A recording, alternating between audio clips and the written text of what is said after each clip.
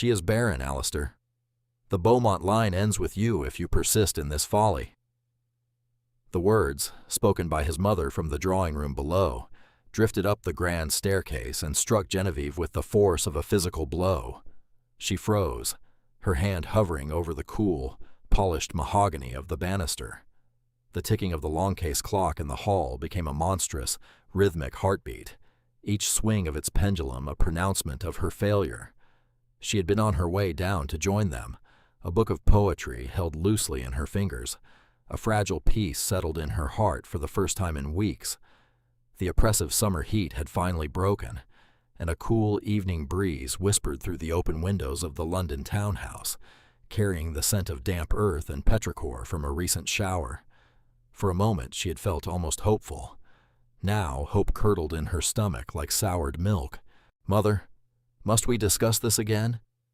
Alistair's voice, the Duke of Blackwood, her husband. It was weary, strained, the sound of a man stretched taut. It was not the voice of a man defending his wife. It was the voice of a man burdened by her. "We must," the Dowager Duchess insisted, her tone as unyielding as granite. "I have had Dr. Hemlock attend her. He confirms what I have long suspected. Her constitution is delicate. She is frail, prone to melancholia.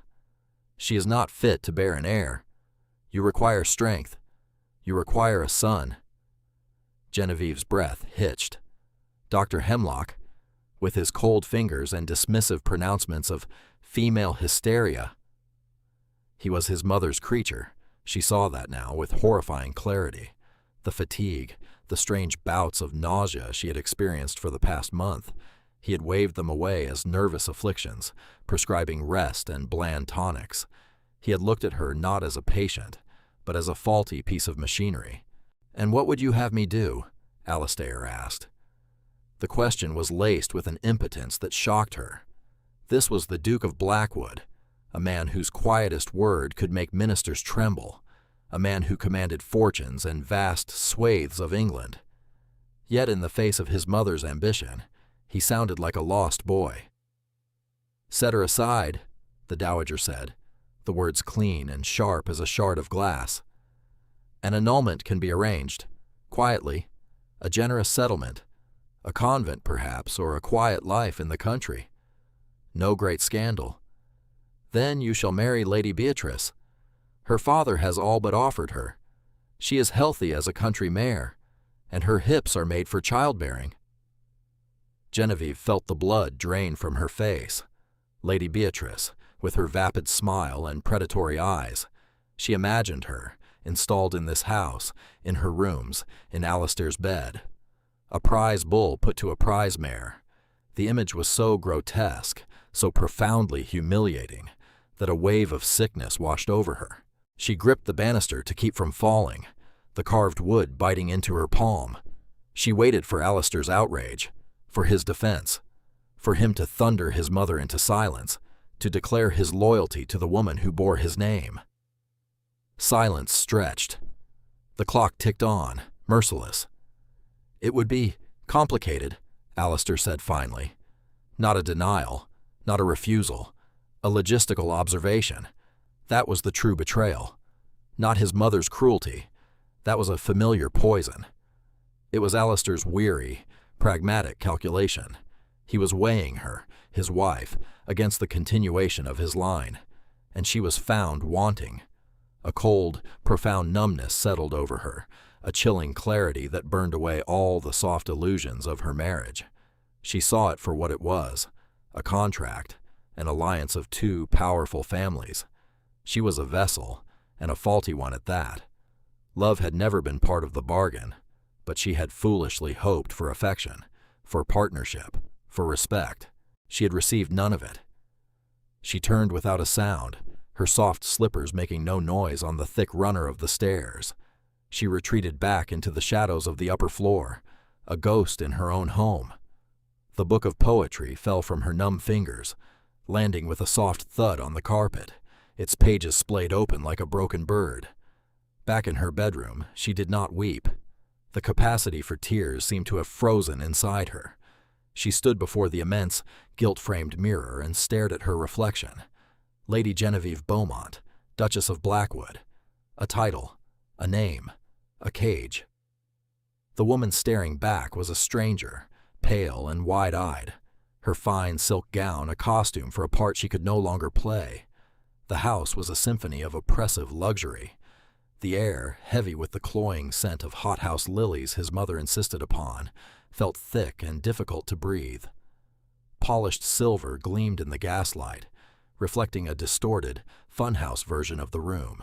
Every object, the porcelain figurines, the heavy velvet drapes, the perfectly plumped cushions, seemed to mock her with its perfection, its soulless order. It was a beautiful, suffocating tomb. She moved to the window and looked out at the rain-slicked London street. Carriages rattled by, their lamps cutting yellow swathes through the gloom. People were living their lives, oblivious to the quiet annihilation of hers. For 2 years, she had tried to belong here, to navigate the treacherous currents of high society, to please a husband who was more of a polite stranger than a partner, and to endure a mother-in-law who viewed her with thinly veiled contempt. She had failed, and in that failure, for the first time, she felt a flicker of something new. Not hope. It was too soon for hope. It was a harder, colder thing. Resolve. They wanted her gone. They wanted her to disappear quietly. She would grant their wish, but it would be on her terms. That night, she did not go down to dinner. She sent word with her maid, Cecily, that she had a headache. She lay in her vast, cold bed, listening to the muffled sounds of the household below, the distant clink of cutlery, the murmur of voices. Alistair did not come to check on her. He never did.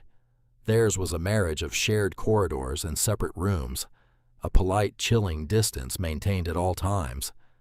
When the house finally fell silent, long after midnight, she rose. She did not light a lamp, moving by the pale moonlight that filtered through the tall windows. She went to her dressing room, a space filled with gowns from Paris, with silks and satins and lace. She ignored them all. She pulled out a simple, dark wool traveling dress, the kind she wore for long carriage journeys to the country.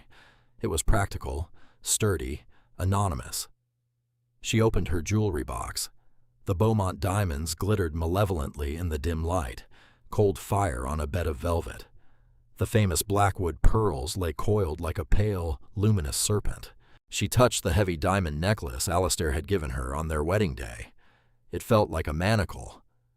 She closed the lid. She would take none of it. These were the trappings of the Duchess, and the Duchess was about to die. Instead, she went to her writing desk. Unlocking a small, private drawer, she removed a leather-bound cash box. It contained the entirety of her personal dowry, a considerable sum her father had insisted she control independently. She counted it carefully, her fingers steady. It was enough. It would have to be. She packed a single, worn leather valise, plain chemises, stockings, a spare pair of sturdy boots, a warm shawl, a small book of herbal remedies her grandmother had given her.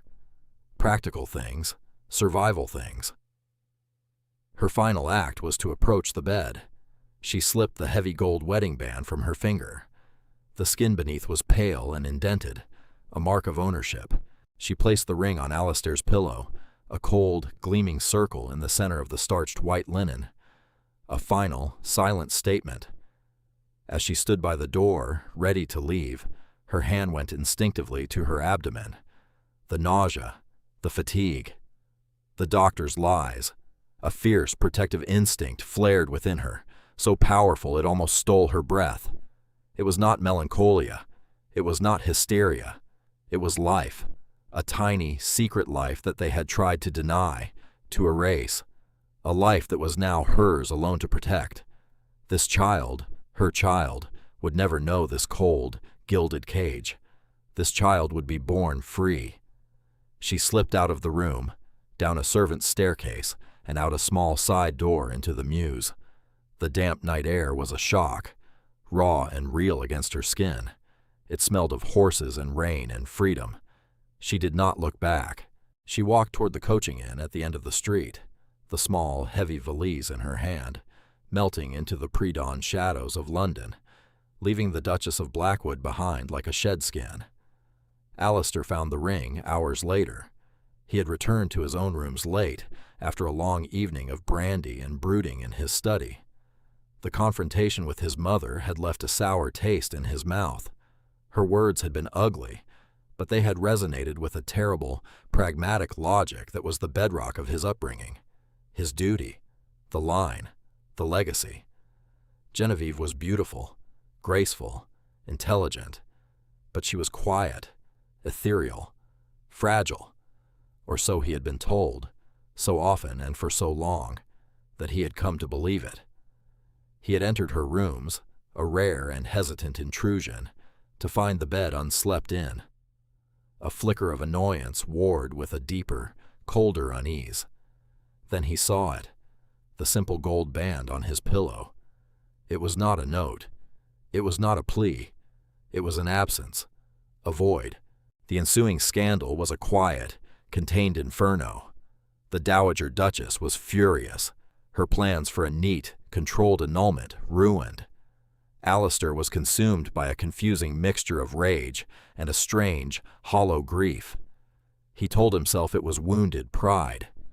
His wife had abandoned him, humiliated him. He put out the story that she had retired to the country for her health, a story no one in their circle truly believed, but one everyone politely pretended to accept. Days bled into weeks, weeks into months. The silence in the grand townhouse was no longer peaceful. It was sepulchral. Her scent of lavender and old books faded from her rooms. The sound of her quiet footsteps in the hall was gone. Alistair found himself listening for them, an unconscious, painful habit. He had never realized how much space her quiet presence had occupied until it was gone. His mother pushed Lady Beatrice on him, engineering dinners and theater outings. Beatrice was loud, her laughter grating, her perfume overpowering. She spoke of horses and gowns and gossip. She was everything his mother had promised, robust, fertile, obvious. And Alistair found her utterly, profoundly unbearable. Being in her presence only sharpened the edges of Genevieve's absence, making him miss the intelligent, thoughtful conversations he had so rarely bothered to have with his own wife. A year passed. A cold, empty year. The hollow ache in his chest did not subside. It grew, a creeping rot. One rainy afternoon, searching for some papers in his father's old desk, he found a bundle of letters tied with a faded ribbon. They were from Genevieve's father, written during the marriage negotiations. Tucked within them was a letter from her family physician, dated from her youth, detailing her medical history. He read it, his brow furrowed. A remarkably robust constitution, the doctor had written. She has the resilience of a country girl, despite her delicate appearance. The words were a direct contradiction to everything his mother and her pet doctor had told him. A seed of doubt, planted long ago by that cold gold ring on his pillow, began to sprout. It was an ugly, thorny thing. Had he been a fool? Not just a neglectful husband, but a manipulated, blind fool. The thought was so vile, so corrosive to his pride, that he almost dismissed it. But he couldn't. He looked around his perfectly ordered, perfectly empty life, and saw the fine hand of his mother's machinations everywhere. He had allowed her to shape his world, his marriage, his opinions. He had abdicated his own judgment. He summoned his solicitor the next day and gave him a discreet, urgent task. Find the Duchess. Not to force her return, but to ascertain her well-being, and to hire the best investigator in London, a man named Finch, a former Bow Street runner with a reputation for absolute discretion and tenacity. His new task, to investigate Dr. Hemlock, the Dowager Duchess, and the circumstances surrounding his wife's departure. Alistair, Duke of Blackwood, was finally going to uncover the truth. He owed his wife that much. He owed himself more. He had to know the true depth of his own failure. Meanwhile, hundreds of miles away, in the small Cornish fishing village of Port Carrec, A woman who called herself Mrs. Finch was hanging laundry in a yard that smelled of salt and seaweed. The wind off the Atlantic was relentless, whipping strands of brown hair across her face and snapping the wet sheets on the line. Her hands, once soft and pale, were now chapped and red, the nails cut short. She was thinner, the elegant lines of her face sharpened by hardship, but her eyes were clear and direct. A small boy with a shock of dark hair and startlingly blue eyes toddled around her feet, chasing a crab shell with a stick. He was sturdy and laughing, his cheeks rosy from the sea air. This was Arthur, her son, her world. Genevieve's first few months had been a brutal education. The money she'd brought had secured the tiny, damp cottage and a few months' peace. But it dwindled with terrifying speed. She had learned to cook on a small, smoky hearth, to mend clothes until they were more patch than fabric, to haggle with the fishmonger for the cheapest cuts. Pride was a luxury she had discarded along with her diamonds. She found work mending nets for the fishermen, her fine needlepoint skills translating surprisingly well to the rough, tarred twine. Later, the innkeeper's wife, a gruff but kind woman named Alara, offered her work doing laundry. The labor was backbreaking, hauling water, scrubbing linens in a steaming copper tub until her back screamed in protest. But it was honest. It was hers. She had given birth to Arthur in the small cottage, aided only by Alara, who had seen enough births to be a capable midwife. Holding her son for the first time, she had felt a love so fierce and absolute, it dwarfed every other emotion she had ever known. He was the reason for her flight, the justification for her hardship. Looking into his eyes, Alistair's eyes, was a constant, bittersweet ache. He was a reminder of the man who had so carelessly discarded her, but he was also the one good thing to come from that broken marriage. Life was a cycle of exhaustion and fierce protective love. She was no longer the Duchess. That woman was a fragile ghost, a memory of silk and sorrow. Mrs. Finch was a survivor. She was a mother.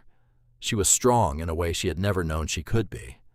The villagers were wary at first, but her quiet diligence and lack of airs slowly won them a grudging respect. She was one of them now, her life woven into the simple, harsh tapestry of the village.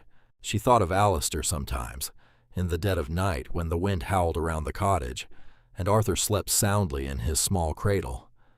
She thought of him not with rage anymore, but with a kind of weary pity. He was as much a prisoner of his name and his mother as she had been. A weak man, she thought, who had mistaken duty for strength and obedience for honor.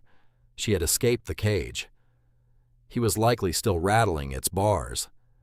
She did not expect to ever see him again. She did not want to. Her new life was hard, but it was real, and for the first time, it was her own. The investigator, Finch, was a methodical man. He worked backward, starting with Dr. Hemlock. It took him 2 months, a great deal of coin applied to the right palms, and a carefully orchestrated rumor of a medical board inquiry. But the doctor eventually crumbled. He confessed to Finch's associate, a man posing as a solicitor, that the Dowager Duchess had paid him handsomely to diagnose Lady Genevieve with a nervous condition and to dismiss any possibility of pregnancy. He had known she was with child. The confession was written down and signed, the doctor's hand trembling with fear of ruin. Finch then traced Genevieve's path. A coach ticket purchased under a common name, a series of inquiries at coaching inns along the western route. It was a cold trail, over a year old, but Genevieve had made one small, sentimental error. She had sold a single, small piece of jewelry, a locket from her father, which she hadn't had the heart to leave behind, to a pawnbroker in Exeter to pay for the cottage's first year of rent. The pawnbroker remembered the London lady with sad eyes, and he remembered her asking about transport to the coast. It was enough. Finch followed the trail to Cornwall, a place so remote and rustic it seemed an unlikely hiding place for a duchess. He spent weeks moving from village to village, showing a discreet sketch. Finally, in Port Carrick, an old fisherman recognized the drawing.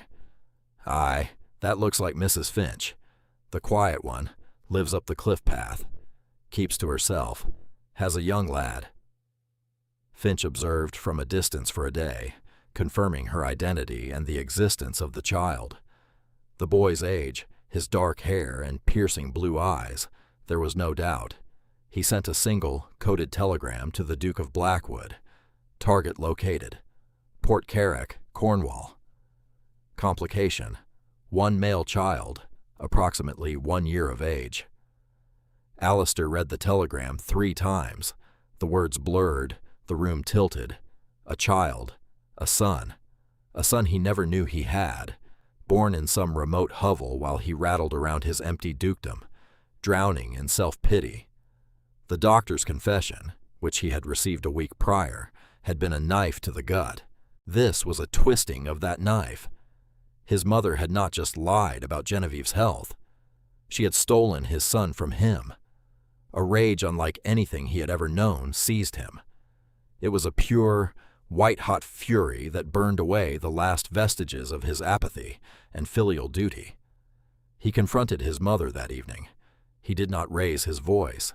He spoke in a low, deadly monotone, laying the doctor's signed confession on the table between them. She read it, her face paling, but her composure did not crack. "I did it for you," she said, her voice tight. "For this family. She was not worthy." "You will leave this house by morning," Alistair said, his voice flat and empty of all emotion. "You will retire to the Dower House in Northumberland. You will not receive visitors. Your allowance will be sufficient for your needs, but not your wants. You will have no more say in the affairs of this family. If you refuse, I will release this confession to the papers, and you will be utterly ruined. You are no longer my mother. You are merely a liability I am forced to maintain." For the first time, he saw fear in her eyes, the fear of losing her power, her position, her identity. It gave him no satisfaction. He felt nothing but a vast, desolate emptiness. He had exorcised the ghost that had haunted his life, but the damage was already done. He left the next morning for Cornwall.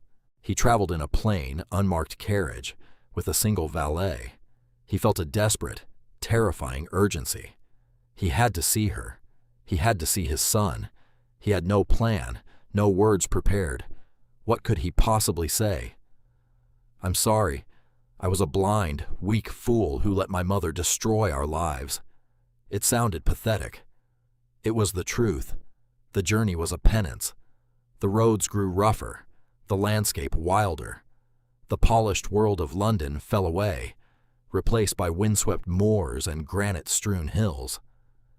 When he finally arrived in Port Carrick, he was appalled. The village huddled against the sea, a jumble of stone cottages that seemed to grow from the rock itself. The air was thick with the smell of fish, salt, and damp stone. It was a place of raw, hard survival, and his Duchess lived here. He found the cottage easily enough, a lonely structure perched on the cliff path, a thin curl of smoke rising from its chimney. He left his carriage at the inn and walked, his fine leather boots slipping on the muddy track. He felt like an alien creature here, his tailored London clothes and absurd costume. He stopped before he reached the door, concealed by a rocky outcrop. He saw her.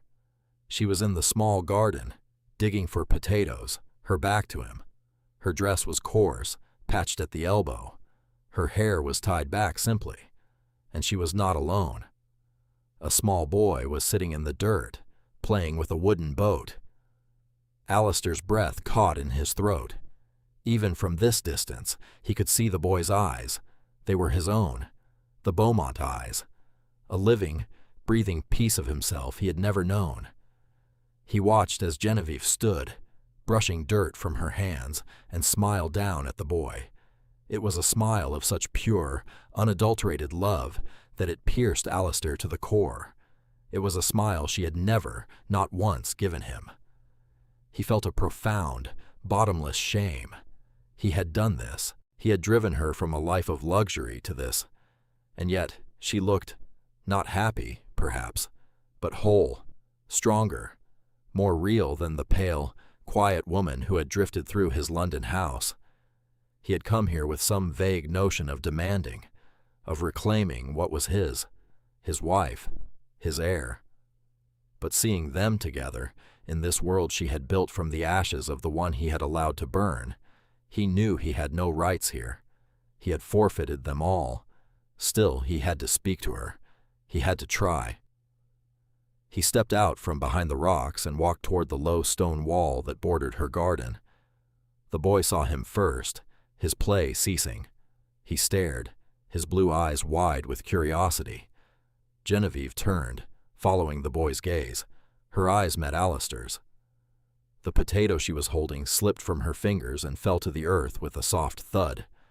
Her face, for a single, unguarded moment, was a mask of pure shock. Then it hardened into something impenetrable. It was the face of a stranger, cold and formidable.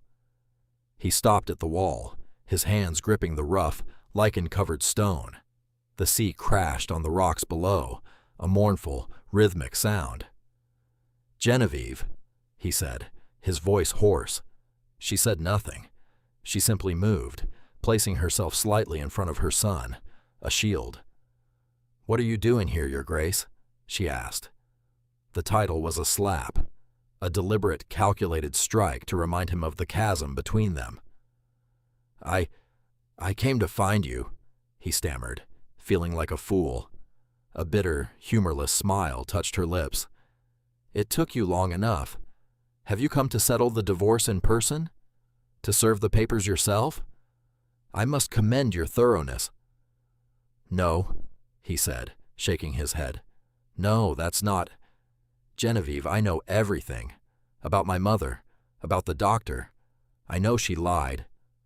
"You knew she was cruel and manipulative long before I left," she countered, her voice low and steady, devoid of the hysterics he might have expected. It was worse. It was calm, controlled fury. "You simply did not care, so long as her machinations did not inconvenience you. I ceased to be a worthy investment. That is the truth of it, is it not?" He had no answer for that, because it was true. His inaction had been a form of consent. His gaze fell again to the boy, who was now clinging to his mother's skirts, peering at the tall, dark stranger with a child's unfiltered apprehension. "Is he—" Alistair couldn't finish the sentence. "His name is Arthur," she said, her hand resting protectively on her son's head. "And he is my son." The emphasis was clear, hers, not his. "He has my eyes," Alistair whispered, the words a raw ache in his throat. "He has my strength," she replied coolly. "He will need it." "I never knew," he said, the plea for understanding evident in his voice. "Genevieve, I swear to you, I never knew you were with child. She hid it from me. She stole him from me." "She stole nothing." Genevieve's voice was like ice. "I saved him. I saved him from you, from her, from a life in that cold, heartless house where he would have been valued only for his name. Here, he is valued for himself. Here, he is loved." Every word was a perfectly aimed blow, striking at the heart of his guilt. He saw the truth of it.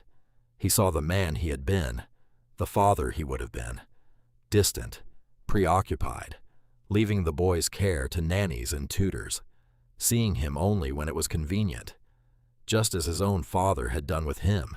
"What do you want, Alistair?" she asked, using his name for the first time, and it sounded like a curse. "Why are you really here? To drag us back? To install your heir in the nursery and lock his mother away?" "No," he said, the word cracking with emotion. "God, no. I came. I don't know why I came. To apologize, to explain, to see you." He looked at the hard ground, unable to meet her gaze. "To see him." "You have seen us," she said. "We are surviving. No thanks to you. Now you can leave. Go back to London. Marry your Lady Beatrice. Get the heir my delicate constitution could not provide. You have my blessing." The sheer, unadulterated bitterness in her voice was staggering. He deserved it. He deserved all of it. But he could not leave. He could not turn his back on his son. "I'm not leaving," he said, his voice finding a sliver of its old authority. But it was hollow now, rooted not in pride, but in desperation. "I will not leave Port Carrick without you, or without him." It was the wrong thing to say. He saw it instantly. The cold mask on her face fractured into blazing anger. "You will do nothing," she spat, her voice trembling with rage. "You have no rights here. You abandoned them. You forfeited them the moment you stood by and let your mother declare me worthless. This is my life. This is my son. You are a ghost to us, a bad dream. Now go, before I call the fishermen and have you thrown back into the sea." She turned, scooping Arthur into her arms, and walked back to the cottage without a backward glance, the solid thud of the wooden door closing behind her like a final judgment. Alistair stood at the wall for a long time, the sea wind chilling him to the bone. He had expected anger. He had not expected this absolute, granite wall of contempt. He had not expected to find her so completely, utterly self-sufficient. He had come to rescue a fallen duchess. He had found a queen in her own small, harsh kingdom. And he was a trespasser. He did not leave Port Carrick. He went to the village inn, the Salty Dog, a place that smelled of stale ale and fried fish, and secured a room. The innkeeper, a burly man with suspicious eyes, looked at Alistair's fine coat and charged him a ruinous price, which Alistair paid without haggling. He was the Duke of Blackwood, and he was now a resident of the meanest room in the poorest village he had ever seen. It felt appropriate. It was a kind of penance. His days fell into a strange, painful routine. He would rise early and walk the cliff path, keeping a respectful distance, just to catch a glimpse of Arthur playing outside the cottage. He saw his son take his first confident steps, heard his first clear word, "boat." Each small milestone was a dagger in his heart, a reminder of all he had missed, of all his mother had stolen. He did not approach Genevieve again. He knew words were useless. He had to show her. But how?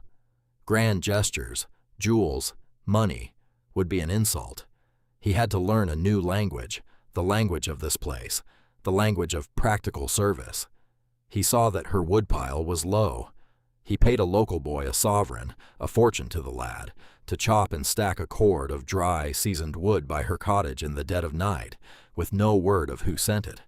He saw her struggling to haul heavy buckets of water from the village well. He spoke to the innkeeper and paid an exorbitant sum to have a new, deeper well dug closer to her cottage, under the guise of a charitable gift to that end of the village. He learned from the innkeeper's wife, Alara, that Genevieve still took in laundry to make ends meet. The next day, Alistair's valet, looking profoundly uncomfortable, delivered a massive bundle of the Duke's own fine linens to Alara, with instructions that only Mrs. Finch was to launder them, and that she was to be paid 5 times the usual rate. Genevieve was not a fool. She knew where these anonymous kindnesses were coming from. The woodpile, the new well, the ludicrously overpaid laundry work. She was furious at first. It felt like charity, like an attempt to buy his way back into her life. She wanted to march down to the inn and throw the money in his face, but she stopped. Her anger was a shield, but it was also heavy, and Arthur needed a new pair of shoes. The roof of the cottage leaked. The money, however galling its source, was a practical blessing she could not afford to refuse. It was a silent, frustrating battle. He would not leave, and his quiet, persistent presence was a constant disruption to the fragile peace she had built. Alistair, meanwhile, sent for his investigator. He had Finch bring the signed depositions from Dr. Hemlock and from several former servants of the Dowager who could attest to her campaign of whispers against Genevieve. He also had Finch bring Genevieve's old family physician, the one who had written of her robust health. He did not present this evidence himself. He gave the packet of documents to Alara, the innkeeper's wife, the one person in the village Genevieve seemed to trust. "Please give this to Mrs. Finch," he said, his voice devoid of its usual ducal command. Tell her it is the truth. She deserves to know the full truth." Alara looked him over, her gaze shrewd. She had seen the sorrow in the Duke's eyes as he watched the boy on the cliffs. She had seen the quiet desperation in his actions. She took the packet. "I'll see she gets it. But don't you be thinking proof on paper can mend a broken heart, Your Grace." Genevieve read the documents by the light of her small fire, Arthur asleep in his cradle. She read the doctor's craven confession, the servant's sworn statements, the letter from her own trusted physician. It was all there, in black and white. A cold, calculated conspiracy to dispose of her. It was one thing to have suspected it, to have known it in her gut. It was another to see the mechanics of her ruin laid bare. It did not soften her heart. It hardened her resolve. She had been right to run. She had been right to protect her son from that nest of vipers. But the evidence did change one thing. It shifted the blame. Before, she had seen Alistair as a willing, if passive, co-conspirator. Now she saw him as he was, a pawn, a weak, blind, easily led man who had failed to protect his own wife from his mother's venom. It was, in its own way, a more pathetic and contemptible failure. But it was a failure, not a malicious act of cruelty. The distinction was small, but it was there. The standoff continued for another week. Alistair remained at the inn, a subject of endless village gossip. Genevieve continued her life, though the Duke's presence was a constant, unsettling weight on the edge of her world. The break came on a stormy afternoon. The sky turned a bruised purple, and a gale swept in from the sea. Genevieve had been on the beach, gathering driftwood, when the storm hit with sudden violence. She grabbed Arthur and ran for the cottage, the wind tearing at her skirts, the rain lashing down in icy sheets. As she fought her way up the slippery cliff path, a powerful gust of wind caught her off balance. Her foot slipped on a wet stone. She fell, twisting her ankle, crying out in pain as she shielded Arthur with her body. She tried to stand, but a searing pain shot up her leg. She was stranded, halfway up the cliff, with the storm raging around them, and her son starting to cry from cold and fear. And then he was there. Alistair. He must have been watching from the cliffs. He came scrambling down the path, his fine coat soaked through, his hair plastered to his head. He didn't say a word. He looked at her twisted ankle, at her pale, pain-filled face, and his own expression was one of anguish. Gently, he took a crying Arthur from her arms, tucking the boy securely inside his coat. Then he came back for her. He lifted her as if she weighed nothing, his arms strong and sure around her. He carried her the rest of the way up the cliff path, his boots finding purchase where hers had failed, his body shielding her from the worst of the wind. He burst through the cottage door and set her down carefully in the chair by the hearth. He settled a shivering Arthur on a rug before the fire, stripping off the boy's wet clothes and wrapping him in a dry blanket. He moved with a quiet, desperate efficiency. He stirred the embers of the fire, adding more wood until it blazed to life, filling the small room with warmth and light. He brought her a basin of warm water and gently examined her ankle. His touch was hesitant, respectful. "It's swelling," he said, his voice low. "We need to bind it." He found clean cloths and expertly wrapped her ankle, his movements surprisingly deft. Genevieve watched him, silent and stunned. This was not the distant, aloof Duke she had known. This was a man of action, a man whose concern was palpable and real. He worked without speaking, his face etched with worry. He made them both tea and coaxed a frightened Arthur into drinking some warm, sweetened milk. The storm raged outside, but inside the small cottage, a strange, quiet truce had settled. Arthur, warm and dry, eventually fell asleep on the rug, his small hand clutching one of Alistair's fingers. Alistair sat on a low stool opposite her, staring into the fire. He looked exhausted, his fine clothes ruined, his face streaked with rain and grime. He looked more human than she had ever seen him. "I failed you," he said, his voice barely a whisper, not looking at her. In every way a man can fail his wife. I was weak. I was blind. I let her poison my mind because it was easier than standing up to her. It was easier than being the husband you deserved. He finally turned to look at her, and his blue eyes, so like their son's, were filled with a profound, soul-deep regret. I have no right to ask for anything, no right to your forgiveness. I know that, but I will not abandon my son. I cannot.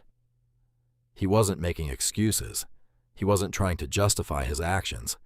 He was simply confessing the stark, unvarnished truth. Genevieve looked at him, at this broken, humbled man. She looked at their son, sleeping peacefully by the fire. For the first time in over a year, a crack appeared in the wall of ice around her heart. It was not forgiveness, not yet, but it was a beginning. "The roof leaks," she said, her voice quiet. Alistair looked up at the ceiling, where a slow drip was forming in the corner. "I will have it fixed," he said simply. "Arthur needs a new pair of shoes. I will buy him 10 pairs. She shook her head. "He only needs 1 pair, a good, sturdy pair that will last." Alistair nodded, understanding. It was not about money. It was about providing, about being a father. They sat in silence for a long time, the only sounds the crackling fire and the howling wind. It was not a comfortable silence, but it was no longer a hostile one. It was a space where something new might, eventually, have room to grow. The next day, Alistair did not fix the roof himself, but he hired the best carpenter in the next town over and supervised the work, ensuring it was done properly. He walked into town and bought Arthur a single pair of the sturdiest, best-made boots in the cobbler's shop. He left them on the doorstep. He began to visit, tentatively at first. He would not enter the cottage unless invited. He would sit outside on the stone wall and talk to Arthur, showing him how to carve a better boat from a piece of driftwood, or telling him stories of knights and dragons. He never pushed. He never demanded. He was simply present. Genevieve watched from the window. She saw the genuine delight on his face as he played with their son. She saw the patience, the gentleness. This was the father Arthur deserved. This was, perhaps, the man Alistair could have been all along, if he had not been suffocated by his title and his mother. One evening, as he was about to leave, she spoke from the doorway. "Would you like to stay for supper?" The look of stunned, grateful hope on his face was answer enough. The suppers became a regular occurrence.